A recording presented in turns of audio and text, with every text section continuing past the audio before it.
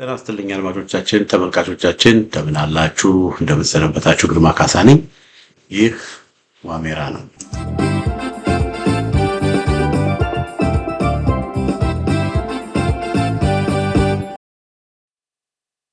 በዛሬው የዋሜራ መርሃ ግብራችን አንዳንድ መረጃዎችን ይዤላችሁ መጥቻለሁ።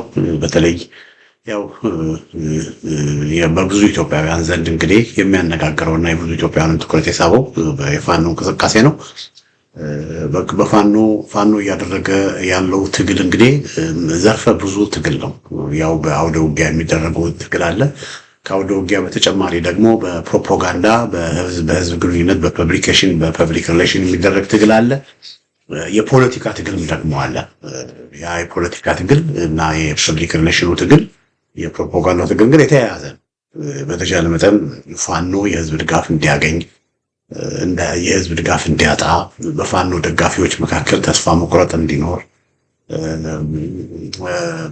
ፋኖ የድጋፍ መሰረቱን እንዲያጣ፣ ፋኖ የድጋፍ መሰረቱን ደግሞ ባጣ ቁጥር ፋኖ ይዳከማል። ስለዚህ የፋኖ የድጋፍ መሰረት መላላት በፋኖና በህዝብ መካከል ክፍተቶች መፈጠራቸው የፋኖ ትልቁ ድጋፉ ህዝብ ስለሆነ ያ በአውደ ውጊያ ላይ የሚያስከትለው ነገር አለ። ህዝብ የማይደግፈው፣ ህዝብ ከጎኑ ያልቆመ ስብስብና ኃይል ብዙ ጊዜ ውጤት አያመጣም።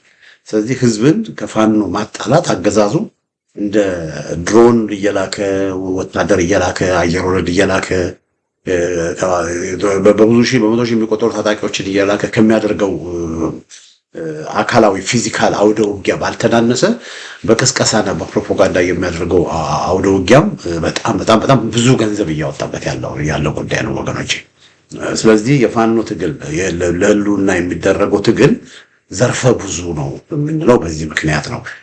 ሁለተኛው ደግሞ እንደገና በፋኖች መካከል ራሱ አንድነት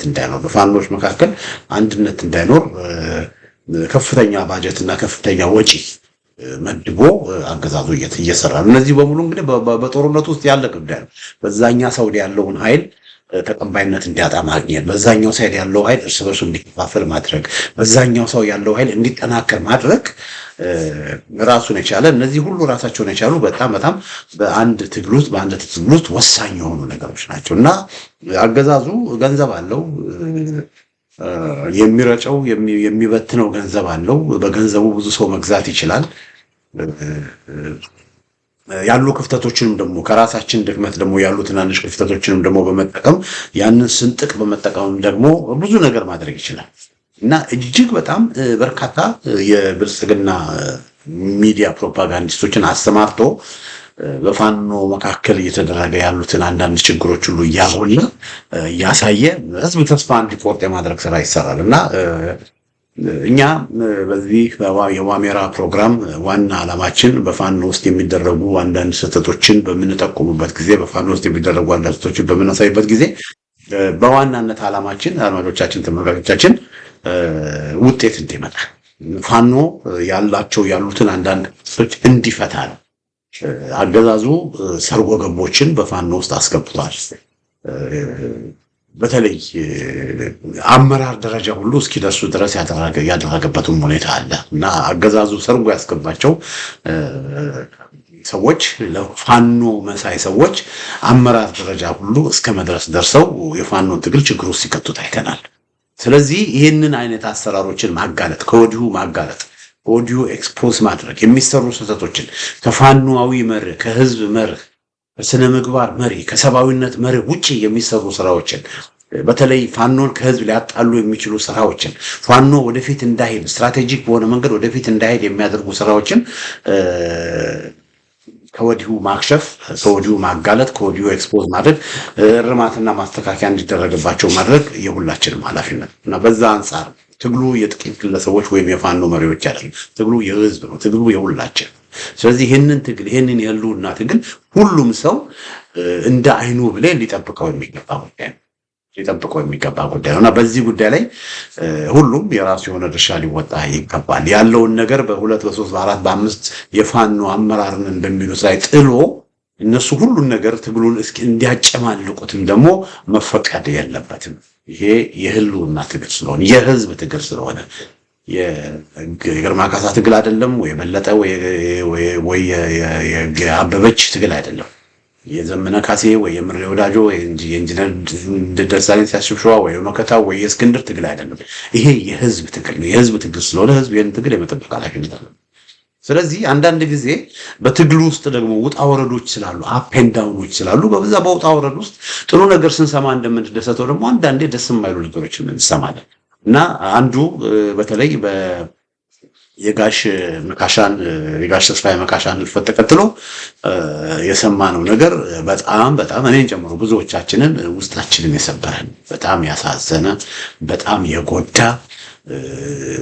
በጣም በጭራሽ ልንረሳው የማንችለው ነገር ነው። በተለይ ደግሞ አሟሟታቸው በጣም የሚያሳዝን ራሳቸውን ፋኖ ብሎ በሚጠሩ አፋዶች ስር ሆነው በእነሱ የእስረኛ ሆነው በእነሱ አስፈላጊውን እንክብካቤ ሳይደረግላቸው አስፈላጊውን ጥበቃ ሳይደረግላቸው በአገዛዙ በድሮን ሞታቸው እሳቸውና በርካታ እስረኞች ፋኖች አንድነት በማለታቸው ፋኖችን አንድ ሁኑ ብሎ በመምከራቸው አፋዶች የአፋድ አመራሮች እነ መከታው ማሞ እነ እስክንድር ነጋ እኚህ የጋሽ ተስፋዬ መካሻ አካሄድ ለአፋድ አይጠቅምም በሚል ከግል ጥቅማቸውና ድርጅታችን ከሚሉት ጥቅም አንፃር ብቻ በማየት የህዝብን ፍላጎት የህዝብን ስሜት ወደ ጎን በማድረግ እኚህ ለሀገርና ለህዝብ ትልቅ ስራ የሰሩት ሰው አስረው ከአንድ ዓመት በላይ ወደ አንድ ዓመት ከ3 ዓመት በኋላ አስረው ለዚህ ህልፈት መዳረጋቸው ከምንም ነገር በላይ ውስጣችንን ያደማው። ብዙ እኔም ማቃቸው ብዙ የፋኖ አመራሮች በድሮን ጥቃት ሞተዋል በውጊያ ላይ። አንድ ለምሳሌ በምንጃር አካባቢ መቶ አለቃ በኃይሉ ሙልጌታ በጣም ማቃቸው በጣም ማከብራቸው አባት ምንጃር አካባቢ ያሉ ፋኖችን ያደራጁ ትልቅ ሰው መቶ አለቃ በኃይሉ ሙልጌታ በድሮን ሞተዋል። ቢያንስ እየተዋጉ በጠላት ሞተዋል።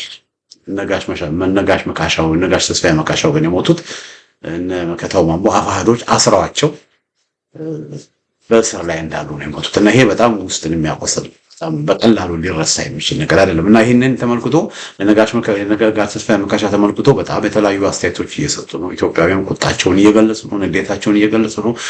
ቢገልጹም የሚጠበቅም ይሄ በቀላል የሚጠፋ ነገር አይደለም። አድማጮቻችን እንደኛ ነጋሽ ተስፋዬም እና በርካታ ወደ 450 የሚሆኑ ፋኖች የታሰሩ ፋኖች መጀመሪያውን መታሰር አልነበረባቸው። እስክንድር ነጋን ስለተቃወሙ አፋድን ስለተቃወሙ ማንንም ፋኖ እኮ መቃወም ይችላል። ስለተቃወሙ ለምን ተቃወማችሁ ተብለው ለህዝብና ለሀገር ብለው ህይወታቸውን አወራርደው ወደ ሜዳ ያወጡትን ፋኖች መጀመሪያውኑ ማሰር ትክክል አልነበር። ፋኖ አንድ ይሁን ብለው አንዴ ጎጃም፣ አንዴ ጎንደር፣ አንዴ ወሎ፣ አንዴ ሸዋ በሌሊት ለብዙ ቀናት እየተጓዙ የፋኖች አንድ እንዲሆኑ ትልቅ ነገር ሲሰሩ የነበሩ እንደነጋሽ ተስፋዬ ያሉ ሰዎችን መጀመሪያውኑ ማሰር ትክክል አልነበረም ሳይሆን መጀመሪያውኑ እንደነጋሽ ተስፋዬ ያሉ ሰዎችን ማሰር ወንጀል ነው፣ ጥፋት ነው። እነ መከታው ማማ ያደረጉት ይህን ጥፋት ነው። መጀመሪያውኑ ማሰር አልነበረባቸው። ካሰሩም በኋላ ደግሞ ሁለተኛ ከዚህ በፊትም እንደተናገርኩት እኚህን አባትና ሌሎችን እንዲፈቱ በተደጋጋሚ እኛም በዋሜራ ሚዲያ እንዲሁም ብዙ ሰዎች በተደጋጋሚ ጥሪ እያቀረቡ እየጠየቁ እንዲፈቱ እየጠየቁ እሳቸውን እነ መከታው ማሞ መፍታት አልፈቱም። በተደጋጋሚ ጥሪ እየቀረቡ አልፈቱም። ሶስተኛ እንደገና ደግሞ በአፋባሃዎች ራሱ ከአፋባሃ ጋር ንግግር እያደረጉ ባለበት በአፋባሃዎች ራሱ እንዲፈቱ ሲጠየቁ አልፈቱም። አራተኛ ያሰሯቸውም ደግሞ ሸዋ ውስጥ ብዙ ዋሻዎች አሉ፣ ለድሮን ተጋላጭ ያልሆኑ ብዙ ዋሻዎች አሉ። እነዛ ቦታዎች ማሰር ሲገቡ ሜዳማ ቦታዎችን ያሰሯቸው፣ ይህም ራሱ ትልቅ ስህተት ነው። እንደገና ደግሞ እኛ አባቴና ሌሎች የፋኖ እስረኞች የታሰሩበት አካባቢ ውጊያ ተቀስቅሶ ባለበት ሁኔታ እስረኞች አደጋ ላይ ሊጋለጡ እንደሚችሉ አውቀው እስረኞችን ከዛ የማራክ ስራ መስራት ነበረባቸው። ያናላልከው እና በብዙ መልኩ እነ ሻለቃ መከታው ማሞ እነ እስክንድር በጋሽ ተስፋዬ መካሻና በጋሽ ተስፋዬ መካሻ ዙሪያ ባሉ እስረኞች እንዲሁም እነሱን እንዲጠብቁ በተመደቡት ፋኖች ዙሪያ ላይ የደረሰው ጉዳት እጅግ በጣም ልብን የሚሰብር ነው፣ የሚረሳ አይደለም እና ኢትዮጵያውያን ሀዘናቸውን እየገለጹ ነው እና ተጠያቂነት፣ ግልጽነት፣ አካውንታቢሊቲ መኖር አለበት እያሉ ነው። የጋሽ ተስፋዬ ነገር ተደባብሶ ወደ ጎን መታለፍ የለበትም። ለጋሽ ተስፋዬ ህልፈት የሸዋ ጠቅላይ ግዛት እዝ አመራሮች፣ የአፋሕድ አመራሮች መልስ መስጠት ብቻ ሳይሆን ተጠያቂ መሆንም አለባቸው የሚል አቋም ነው ብዙዎቹ እያንጸባረቁ ያሉት። ተድበስብሶ የፋኖ አንድነት ምናምን እየተባለ ተድበስብሶ የሚያልፍበት ነገር ሊኖር አይገባም እና ጋሽ ተስፋዬ መካሻው አድማጮቻችን፣ ተመልካቾቻችን ደህና ኑሮ የኖሩ በጣም ሰክሰስፉል ኑሮ ይኖሩ የነበሩ እዚህ ጋር የምታዩቸው ነው። ነጋዴ ነበሩ። ሰክሰስፉል ህይወት፣ በጣም የተሳካ ኑሮ ይኖሩ የነበሩ ናቸው። ምንም ያጡት ነገር የለም። ምንም የጎደለባቸው ነገር የለም። ያጡት የጎደለባቸው ነገር ምንም ነገር የለም። እሳቸው እንደማንም ሰው እኔ ተመችቶኛል፣ እኔ ኑሮ መችቶኛል፣ ለአገዛዙ እያጨበጨብኩኝ እየመሰልኩኝ እየሳብኩኝ አገዛዙን እየመሰልኩኝ መኖር ይችላለሁ ብሎ መኖር ይችሉ ነበር።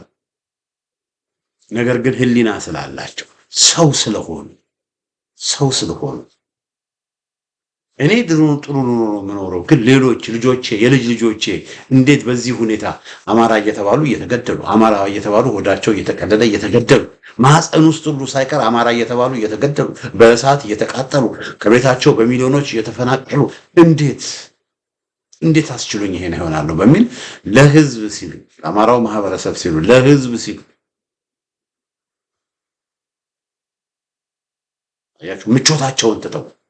ምቾታቸውን ትተው እግራቸው እስኪሰነጣጠቅ ድረስ በእግራቸው አንዴ መራቤቴ፣ አንዴ ይፋት፣ አንዴ መንዝ፣ አንዴ አንጾቂያ ገምዛ፣ አንዴ ወሎ፣ አንዴ ጎንደር፣ አንዴ ጎጃም፣ አንዴ ምናምን እያሉ ፋኖችን አንድ ለማድረግ ሲሰሩ የነበሩ ትልቅ ሰው ናቸው እና እኚህ ሰው ታሪክ ጽፈው ነው ያለፉት። ጋሽ ተስፋዬ መካሻ ታሪክ ጽፈው ወርቃማ ታሪክ ጽፈው ነው ያለፉት። በክፉዎች፣ በአረመኔዎች፣ በጨካኞች የአማራ ማህበረሰብ ላይ ጦርነት ባወጁ፣ የዘር ማጥፋት፣ የዘር ጭፍጨፋ በሚፈጽሙ የኦሮሞ ብልጽግናዎች በተተኮሰ የድሮን ጥቃት ህይወታቸው አልፏል። እሳቸውም ደግሞ ለዚህ ህይወት እንዲጋለጡ ደግሞ ያደረጉት የኛ ናቸው፣ ፋኖ ናቸው፣ የኔ ልጆቼ ናቸው በሚሏቸው መከታው ማሞ ልጄ ነው ሲሉ ነበር። እሳቸው ልጄ ነው በሚሉት በመከታው ማሞ ልጆቼ ናቸው በሚሏቸው በአፋሕድ ውስጥ ባሉ የሸዋ ጠቅላይ ግዛት ፋኖ አመራሮች ነው ጋሽ መካሻው ህይወታቸው ያለፈው እና ይሄ ጋሽ መካሻ ጉዳይ ብዙ ጥያቄዎችን እያስነሳ ነው። በተለይ የሚደርሱኝ መረጃዎች ልነግራችሁ አልችልም። የሚደርሰኝ መረጃዎች የህዝቡ ቁጣ በተለይ ሀገር ቤት ከፋኖች አካባቢም እንደዚሁ ይደርሰኛል። ከወሎ ከሸዋ አንዳንድ ፋኖችም መልእክት ልከውልኛል። በቃ እጅግ በጣም ነው የተበሳጨሁት። እጅግ በጣም እኔ እንደዚህ ጊዜ በሜዳ ላይ የጋሽ መካሻውን ህልፈት ተከትሎ እንደተነሳው ቁጣና አንገር፣ ንዴት እኔ እስካሁን ፊል ያደረኩትም ያየሁበትም ሁኔታ አልነበረም እና የነጋሽ መካሻ ተስፋዬ ህልፈት ጉዳይ እንግዲህ አድማጮቻችን፣ ተመልካቾቻችን ይሄን ይመስላል እና በድጋሚ ነፍሳቸውን በአጸደ ገነት ያኑር። በአብርሃም በይስሐቅ በያዕቆብ ጋራ እግዚአብሔር ነፍሳቸውን ያኑር። ለቤተሰቦቻቸው ሁሉ መጽናናትን ይስጥላለሁ። ለቤተሰቦቻቸው ሁሉ መጽናናትን ይስጥላለሁ። ጋሽ ተስፋዬ መካሻ ምኞት ነበራቸው። ያ ምኞት ምንድነው? የፋኖ ትግል አንድ ምዕራፍ ወደፊት እንዲሄድ፣ ይሄ ክፉ አገዛዝ እንዲወገድ፣ ህዝቡም ሰላም እንዲያገኝ ነው እና ምናልባትም የእሳቸውን ህልፈት ተከትሎ በእሳቸው ላይ የደረሰው ግፍ በሸዋ ጠቅላይ ግዛት እዝ አመራሮችን በነመከታውም በአገዛዙ በእሳቸው ላይ የደረሰውን ግፍ በማየት የተወሰኑ ሰዎች ይህንን ጉዳይ እናነሳ ነበር። ግን በብዙ ጊዜ አብዛኞቹ እየተደባበሰ በቃ ፋኖን አትናገሩ፣ መከታውን አትናገሩ፣ እንትን አትናገሩ፣ አንተ ማንህና ነው አሜሪካን አሁን መከታው የምትናገረው ምናምን እያሉ ነገሮችን ለመደባበስ እየተሞከረ ይሄው እዚህ ደረጃ ደርሰናል። ከአሁን በኋላ ነገሮችን መደባበስ ያስፈልጋል። ይህ ሰብአዊነትን ማውገዝ ያስፈልጋል። ማንም የፋኖ አመራር ያድርጉ ፍትህን መናገር ያስፈልጋል። የሚሰሩ ወንጀሎችን ኤክስፖዝ ማድረግ ያስፈልጋል። መደባበቅ አያስፈልግም። የአማራ ፋኖ ትግል የፍትህ ትግል ነው፣ የሰብአዊነት ትግል ነው፣ የህልውና ትግል ነው እና የነጋሽ ተስፋዬ መካሻ ህልፈትን በተመለከተ እንግዲህ የምለው ይሄ ነው። ተጨማሪ መረጃዎችን ካገኘው ነገራችኋለሁኝ። ግን በጣም ያለው ሁኔታ ይሄን ይመስላል። ተጠያቂነት መኖር አለበት። በተለይም ደግሞ የሸዋ ጠቅላይ ግዛት ፋኖዎች እነ እስክንድር ነጋ ምንም ከታውን ነገር ምላሽ መስጠት ብቻ ሳይሆን ለሆነው ነገር ኃላፊነት ይወስዳል። ለምን እነሱ ያው የድሮን ጥቃት ነው ይሄን አላደረግንም ምናምን ብለው ሊናገሩ ይችላሉ። አላሰርናቸውም፣ ከኛ ጋር አብረው ነበሩ፣ ከኛ ጋር ይዋጉ ነበሩ ብለው ሊናገሩ ይችላሉ። ሊክዱም ይችላሉ፣ ሊያስተባብሉም ይችላሉ። ነገር ግን ያንን የሚያምናቸው ሰው ይኖራል ብዬ እኔ አላምንም። አድማጮቻችን፣ ተመልካቾቻችን